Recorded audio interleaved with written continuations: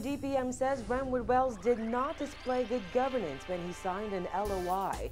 Motorists furious over a license plate shortage. Bamsey's spending increases, plus MBs could vote on gender equality bills this week. We've got those stories and a whole lot more coming up tonight. I'm Bonnie Toot and NV12 starts now.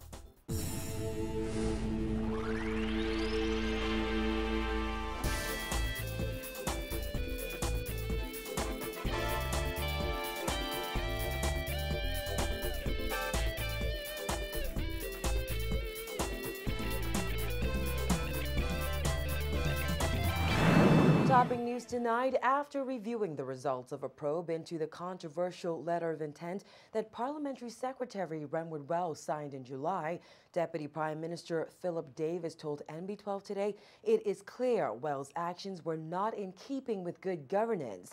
Davis says while he understands Wells' explanation, he would have acted differently if placed in that position.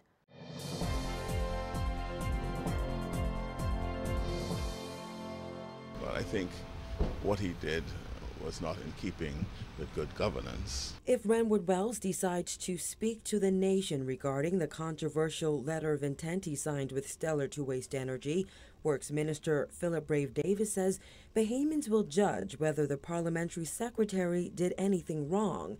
However, after conducting a probe and hearing Wells' explanation, Davis says if it were him, he would have handled it differently. I understood what he said he did and the circumstances why he did it. So you don't think he should be fired? If I were him, I would not have done what he did in the circumstances he explained to me, but I understood why he did it. Yeah. And you think he should be fired for it? Bye-bye. Wells was asked to resign 2 months ago after he signed the LOI for a $600 million plus waste-to-energy plant without cabinet approval. The Bamboo Town MP has refused to resign, and Prime Minister Perry Christie has not fired him. However, Christie said last week he advised Wells to address the matter in the House of Assembly. Davis says he does not know if Wells plans to honor Christie's request, but he should. I think that Mr. Wells, in regard to his own public pronouncements about the manner in which about the circumstances, ought to give a statement as to what has happened. I mean, I think now whether he does or not is another matter. But I think he has to make some statement to at least explain to the Bahamian public what has happened. Asked why the matter has been allowed to drag on for so long, Davis said government has been dealing with other matters, but the time has come for an explanation to be given. Timing is always a matter for those who have to execute or exercise any judgment or exercise any act or conduct. In the circumstance, whether it's too long or not, again, it's a matter of opinion. But I do know that we have been caught up in so many other matters that this was on the back burner, but now we'll be bringing it forward soon.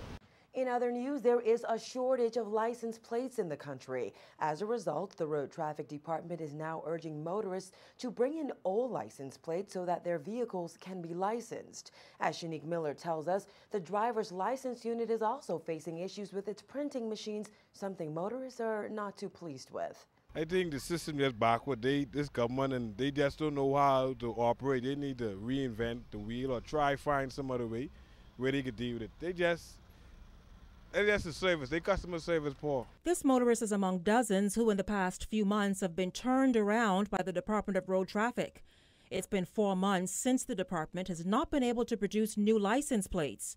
In fact, NB12 has been informed that on a daily basis, 50 to 60 people are turned away and told to come back while the department sorts through the problem. The problem is with the machine that makes the license plates. Located at the Ministry of Works, it's reportedly not been working for 4 months. I was here about 2 weeks ago putting for my plate, and today, they tell me come back on the 25th today, it's not ready. They tell me come back on the 2nd. On the 2nd of October now? Yes. Now, but you came to get a new license plate to put on a vehicle that you have, and what were you told about the new license plates? They have none. No license plates. And they cannot license the car unless you have a plate. And so they told you to do what? To bring my old plate, and I can get a license. Choosing not to talk on camera, Road Traffic Controller Ross Smith confirmed the machine has not been working, though he said the number of people turned away daily is not as much as 60. To help alleviate the problem and assist with the backlog, Smith and his team are now asking motorists to bring their old license plates to the department so that it can be officially registered in their names. They have also asked the police for the old plates in their possession. Approval on this only came on Friday. The department has also sought license plates from car dealerships as well. As we stood in the licensing area, Smith noted a new batch of plates that came in, enough to meet the demand in the short term. Even as we were in the parking lot at the Road Traffic Department speaking with aggravated motorists about this issue, there were some motorists like this gentleman here switching driver's license plates from one car to another. Have you ever heard about reusing license plates? No, ma'am. I don't know why they can't bring it. They have it right here, so. There are other issues plaguing the department. The driver's license unit is operating with printing machines that are too slow and in some instances not working at all. Reportedly, this has been going on for 6 months. Today, the small area was crowded as people on the winding line waited to be served. The system around here needs to change. You got a line you got the whole room full of line. People ain't start yet. You got one window open. There's only one cashier here? One window open, one window working. That is not good. How long have you been online? I've been in now almost over half an hour. Over half an hour. There are some people who have been over an hour who are sitting well, down. I'm complaining about them too. Okay? The system, the same system. This need to change. How long have you been on the line? I'm most hour. So have you had to come back, back and go back and forth? No, I had to go back and forward, but a whole hour being here and all these windows to get here, they can do better than this. So out of the three system windows, never changed. Out of 3 windows, what have you observed open? I see them open with 2 before, and they move fastly, swiftly. But I'm saying now today, how many windows open? One window. One window? Yeah. To service at least about 50 people? 50 people. Smith expects 3 new printers any day now. They will be split between New Providence, Grand Bahama, and Abaco. Smith is working on introducing an automated system to the Road Traffic Department. He says it'll bring about greater efficiency and improved service. Meantime, he's asking motorists to be patient during the transition period over the next few months. Reporting for MB12, I'm Shanique Miller. Less than 40 students attended orientation for the Bahamas Agriculture and Marine Science Institute in North Andros today, even though the Memorandum of Understanding between the institution and the College of the Bahamas still hasn't been signed. Carl Joaquin has that story. After months of preparation and criticisms that the school would not be complete, the Bahamas Agriculture and Marine Science Institute got underway today with 45 of its 50 promised students. The Memorandum of Understanding between the College of the Bahamas may not have been signed as yet, but the semester began for students today as the government launched several of its programs at Bamsey. 2 weeks ago, Agriculture Minister V. Alfred Gray boasted of how officials had the hard task of choosing 50 students from hundreds of applicants. However, during the first day of school today, only 36 were actually in the room, with a few more expected to join a bit later. In addition, 5 of the 50 students, for personal reasons, decided to begin their studies in January of next year instead. Executive Director of the Institute, Dr. Ravina Roberts-Hanna, said the MOU should be signed this week. She also responded to questions about incomplete classrooms. No, we have to get out of this box. We need to destroy this box and thinking that learning has to be within four corners, 4 physical structure. We have a greenhouse already up and running. We have a farm that's about to actually produce fruit. So that's their farm. That is their classroom space. Okay, so that doesn't hinder us at all. And this is why we were able to open up September 29th. When NB12 visited Bamsey last month, some buildings, including lecture halls, dormitories, and the administrative building, either had no roof, no windows, or any fixtures. The opposition has criticized the government for spending tens of millions of dollars on the school only to accept 50 students. Now, each course currently costs students $100 per credit hour plus $50 for lab fees. A full-time student currently takes up to 15 credits per semester. In addition, room and board costs $500 per semester. However, most of these students are on a government scholarship. That scholarship also covers 75% of the room and board. But because facilities at Bamsey are incomplete, government is currently renting a portion of Western Air's terminal for the classrooms, and the students are staying in 2 different hotels. Gray says between now and December, renting the facilities will cost the government around $120,000. That's a small price to pay for education. And the vendors give us a break because they know what we are trying to do. Ordinarily, it would probably cost $200,000, $300,000, but we are getting all that we are getting for about $120,000 or thereabouts. And I want to thank them for the sacrifices they perhaps are making to ensure that the school was launched on the date that we projected that it will. The costings for the utilization of these facilities presently should be looked on in the light of the contribution to the economy of North Andros presently, because normally these facilities would not be occupied in their totality on a continuous basis. So by us being involved, using it for our students' accommodation, provide valuable injection of money into the economy. And we have seen evidence of that already. Now that school has begun, students will begin their respective associate degree programs in agriculture, marine science, and other subjects. We're going to start off it's going to be mainly a theory class. We might make a few field trips here and there, but mostly it's just foundational knowledge. So they'll get just a practical, basic understanding of marine life.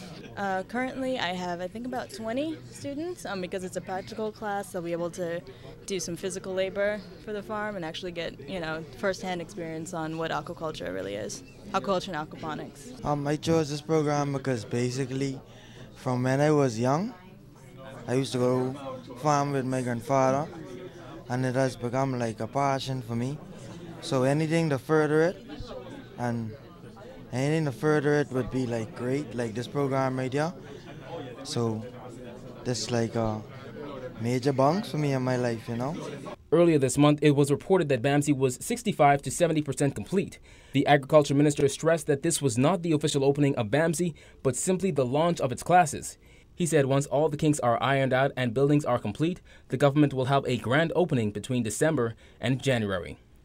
Reporting from North Andros for NB12, I'm Kyle Joaquin. Despite government's decision to postpone the constitutional referendum on gender equality, Deputy Prime Minister Philip Davis says they could vote on the 4 constitutional amendment bills as early as Wednesday.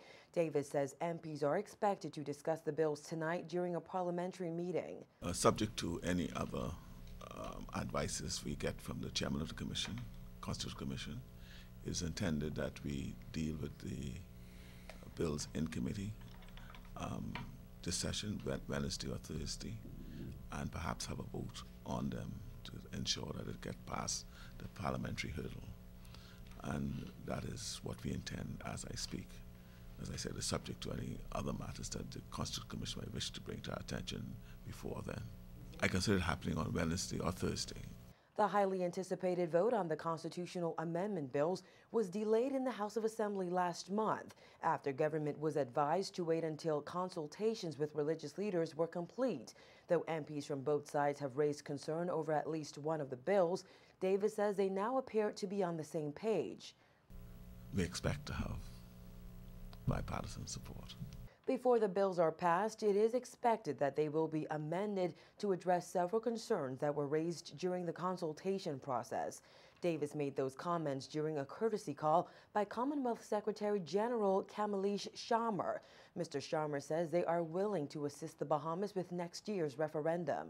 My interest primarily is to see what are the national obligations that are created through the referendum. In public policy. And once it is clear that the Commonwealth has many advantages to be able to be a partner in some of the obligations that will arise from the referendum, then we can explore how we can be helpful. Whatever national intent there is in order to advance social causes is something which the Commonwealth will strongly stand behind. The 4 bills will pave the way for the constitutional referendum, which was set for November 6. However, it is now expected to take place next year.